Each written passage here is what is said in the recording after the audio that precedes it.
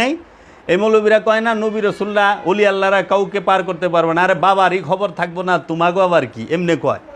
তা আল্লাহর অলি যদি পার না করা পারে তোর মতো মোল্লায় পারবো? তুই 10টা নিয়ে পারবি আর আল্লাহ রসুল একটা নিয়ে পারবো না? এটি কি হিগাছ আমাগো? নওজুবিল্লাহি মিন জালিক।